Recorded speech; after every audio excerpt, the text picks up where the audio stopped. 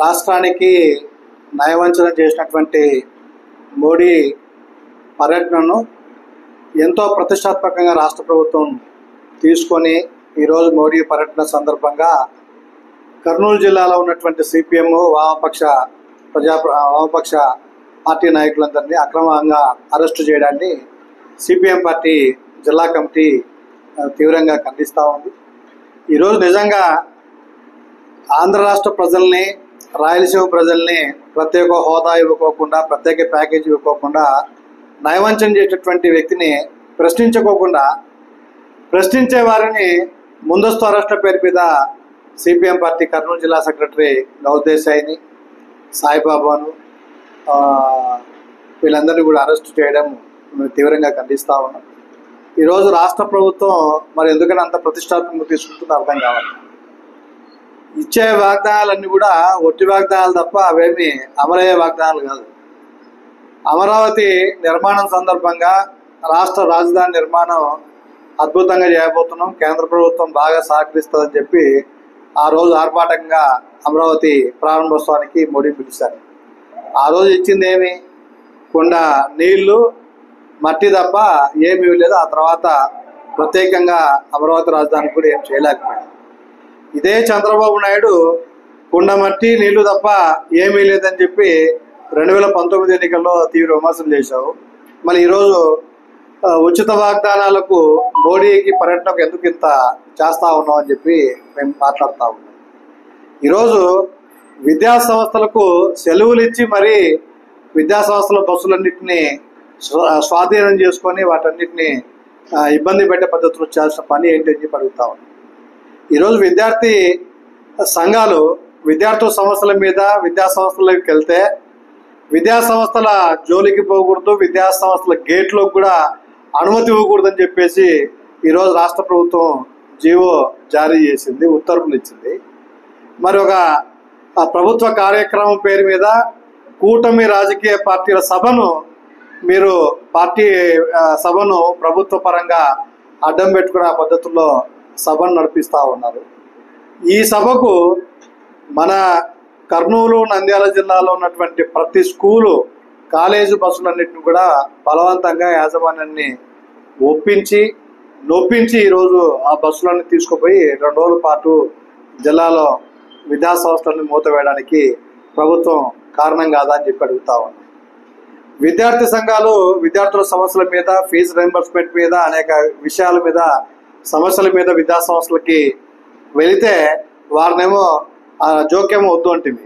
మరి కూటమి రాజకీయ పార్టీలు ప్రభుత్వం పేరు మీద పెట్టే సభకు బస్సులో జనాన్ని తరలించే పద్ధతుల్లో కోటాలు ఇచ్చి మరీ కూడా జనాన్ని సమీకరించాల్సిన అవసరం ఏముంది అని చెప్తా ఉన్నా. ఈరోజు చంద్రబాబు అట్టహాసంగా చెప్తా ఉన్నాడు, 3.5 లక్షల మంది జనంతో సభ పెడతా ఉన్నాను, సభకు తండోపలుగా జనం తరలి వస్తూ ఉన్నారని. నాకు తెలియదు అనుకుంటున్నారా చంద్రబాబు గారు? ఈరోజు ప్రతి వివోఏకి, అంగన్వాడీకి, ఆశాకు, ఈ రాష్ట్రంలో ఉన్నటువంటి స్కీము వర్కర్లు ఎవరైతే ఉన్నారు, పాలక ప్రభుత్వాలకి ప్రజలకి మధ్యన నోట్లో నాలుకలాగా పనిచేసినటువంటి వారి సమస్యలేమో పరిష్కారం చేయలేదు. కానీ వారందరినీ కూడా జన సమీకరణ కోసం వాళ్ళని వార్నింగ్లు ఇచ్చే పద్ధతిలో జన సమీకరణ చేయాల్సిందే.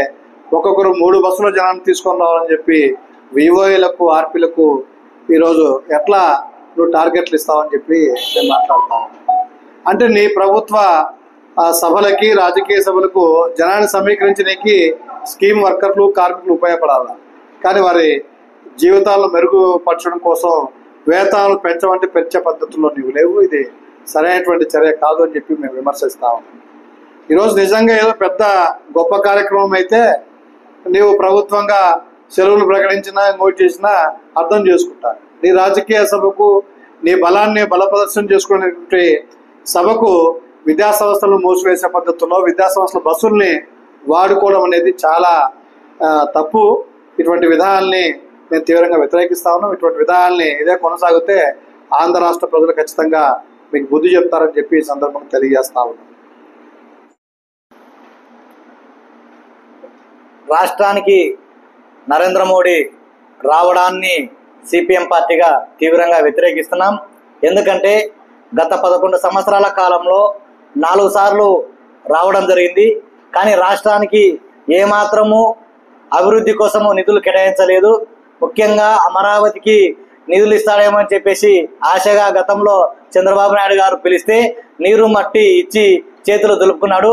మరొకసారి పర్యటన అదే అమరావతి ప్రారంభోత్సవానికి పిలిస్తే 9,000 కోట్లు ఇస్తున్నాము, అది కూడా అప్పుగా ఇస్తున్నామని చెప్పేసి కూడా చెప్పడము రాష్ట్రాన్ని అప్పుల ఊబిలో కూరుకుపోయేలా చేస్తున్నాడు. అదేవిధంగా ఈ సందర్భంగా కర్నూలుకు నంద్యాల జిల్లా పర్యటనకు వచ్చి పెద్ద గ్రాండ్ సక్సెస్ గా ఏర్పాటు చేస్తున్నాము, సభను దేశంలోనే గర్వించదగ్గ చేస్తున్నామని చెప్పేసి చంద్రబాబు నాయుడు గారు, పవన్ కళ్యాణ్ గారు ఒక పక్క ప్రగల్భాలు పలుకుతున్నారు. ఏం సాధించి మన రాష్ట్రానికి కానీ, మన జిల్లా నంద్యాల జిల్లాకు కానీ, కర్నూలు జిల్లాకు కానీ ప్రధానమంత్రి నిధులు కేటాయిస్తున్నాడో చెప్పాలి. అదేవిధంగా పెట్టేటువంటి సభ సూపర్ జిఎస్టీ, సూపర్ సేవింగ్ అంటున్నారు. జిఎస్టీ ఎవరు తెచ్చింది? ప్రధానమంత్రి నరేంద్ర మోడీ కదా. ప్రజల నుండి ప్రతి నెల 1,00,000 కోట్లకు పైగా వసూలు చేసి దాదాపు 8 సంవత్సరాల నుంచి 100 లక్షల కోట్లకు పైగా ప్రజల నుండి ముక్కుపిండి వసూలు చేసి ఈరోజు కేవలం 48,000 కోట్లు తగ్గించినాము, చాలా ప్రజలకు ఉపయోగం చేసినాము, ప్రతి ఇంట్లో నెలకు 15,000 రూపాయలు మిగిలే విధంగా చేసినామని చెప్పేసి నిస్సిగ్గుగా చెప్తున్నారు. నిజంగా ప్రతి నెల 15,000 రూపాయలు గత 8 సంవత్సరాల నుంచి దోచుకున్నది అంగీకరించినట్టే కదా. ఈ విధంగా రాష్ట్ర ప్రజలను దోచుకొని అదేవిధంగా రాష్ట్రానికి వచ్చే సందర్భంగా కేవలం అంగు ఆర్పాటాల కోసం వచ్చి నయవంచన చేసి ప్రజలను ఇబ్బందులకు గురి చేసేటువంటి ప్రధానమంత్రి నరేంద్ర మోడీ సభ ఉపయోగం లేనిది. కాబట్టి ఏ ముఖం పెట్టుకొని నరేంద్ర మోడీ గారు ఈ రాష్ట్రానికి, ఈ జిల్లాకు వస్తున్నారో తెలియజేసుకోవాలా.